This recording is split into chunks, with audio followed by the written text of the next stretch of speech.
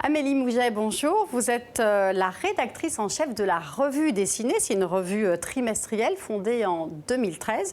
Alors, votre parti pris, je le disais, c'est de raconter l'information à travers la BD. C'est une démarche originale. Pourquoi ce parti pris ? Alors, à la Revue Dessinée, nous sommes convaincus qu'on peut raconter le monde en bande dessinée, que la bande dessinée est un média comme un autre, comme la télévision, comme la radio, avec une originalité néanmoins, l'aspect créatif. On fait collaborer pour chacune des revues dessinées et pour chacun des sujets traités dans la Revue Dessinée, des auteurs de bande dessinée, des dessinateurs qui scénarisent également, et des journalistes. Notre volonté, c'est de marier les caractéristiques du journalisme, la rigueur journalistique, le fait de vérifier ses informations, de recouper ses sources, avec l'aspect plus poétique, plus créatif et plus sensible de la bande dessinée. On s'appuie vraiment sur le dessin pour embarquer les lecteurs dans une histoire qu'ils n'auraient peut-être pas lue ou pas, dans laquelle ils ne se seraient peut-être pas forcément immergés autrement. Alors, qui sont vos lecteurs ? Quel est le public que vous visez ? Alors, la bande dessinée, on a longtemps pensé que c'était pour les enfants. Depuis quelques années, on lui donne une autre vocation, une légitimité à parler de choses sérieuses.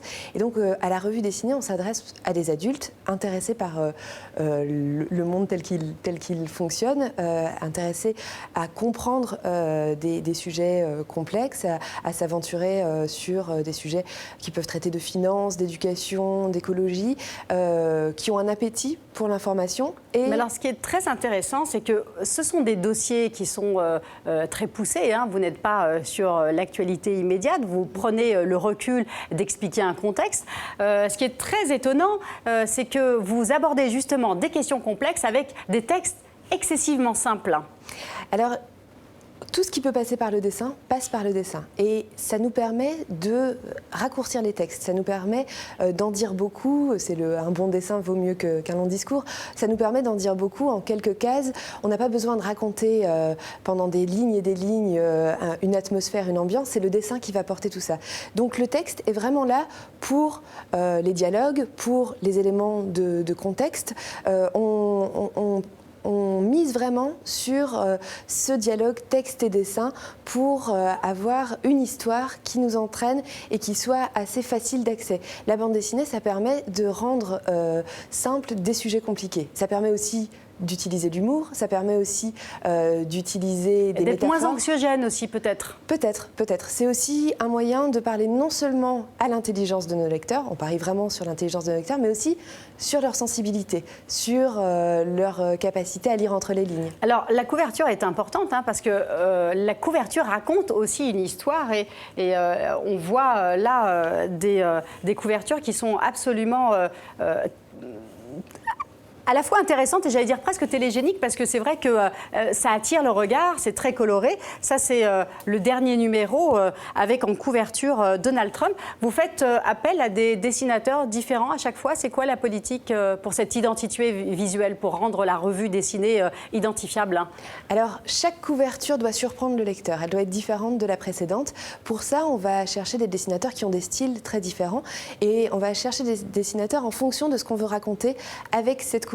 L'idée, c'est d'avoir un message très clair, très fort. Là, on le voit avec Donald Trump, il n'y a pas besoin de mettre les sous-titres. Et de faire ça à travers le regard d'un artiste, en l'occurrence Bianca Bagnarelli.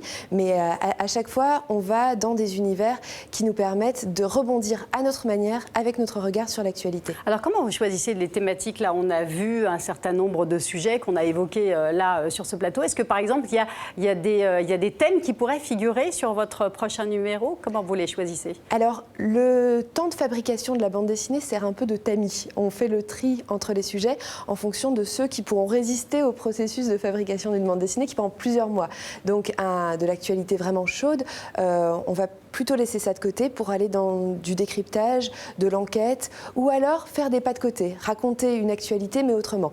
Par exemple, pour Donald Trump, on se demandait vraiment comment traiter de cette présidence qui nous sidère, parce que chaque jour a son lot de nouveaux tweets plus hallucinants les uns que les autres. Et nous, on se disait comment, dans 6 mois, on va parler de Donald Trump. Et on a fait un pas de côté pour raconter sa relation au catch.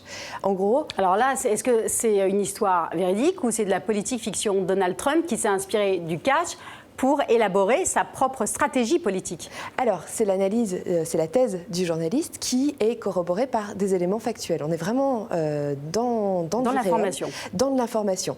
Le journaliste est remonté aux années où Trump organisait, ou en tout cas accueillait dans ses casinos des matchs de catch, et comment tout ce qui fait le catch, une entrée grandiose, une phrase clé, le fait d'avoir un ennemi qu'on va désigner, de laisser de côté un peu la vérité aussi pour le spectacle. Comment tout ça a imprégné Donald Trump, et raconter sa relation au catch, c'est raconter aussi sa pratique du pouvoir et sa conquête du pouvoir. Et en ça nous paraissait à la fois intemporel et intéressant. Alors j'aimerais aussi parler d'une revue cousine, hein, on pourrait appeler Topo de cette manière-là. Topo, c'est aussi le même principe, mais cette fois pour un public beaucoup plus jeune. Est-ce que c'est facile de capter un public moins de 20 ans? Aujourd'hui, ils sont beaucoup sur leur smartphone, sur les réseaux sociaux. Quelle est votre stratégie pour ramener ce public à de l'information papier? C'est vrai qu'il y a un défi très fort aujourd'hui d'information des adolescents. On le voit avec la propagation des théories du complot, des fake news. Il y a une mission d'information précise, contextualisée. Et nous, on travaille avec le dessin, qui est notre outil, notre levier pour toucher les adolescents. L'idée, c'est justement de leur proposer autre chose, des sujets d'une vingtaine de pages qui permettent de traiter dans la complexité des questions qui les concernent de plus ou moins loin. Par exemple, là, on a un sujet sur les mangas, donc ça, on fait le pari que ça les touche directement. On va aussi avoir un sujet sur les réfugiés et le parcours migratoire. Et là, on utilise l'incarnation, le fait qu'il y ait des personnages dans la bande dessinée, des personnages auxquels on a envie de s'attacher, pour aller parler du monde aux adolescents. Merci beaucoup Amélie Mouget d'avoir été notre invitée sur le plateau de 7 jours sur la planète.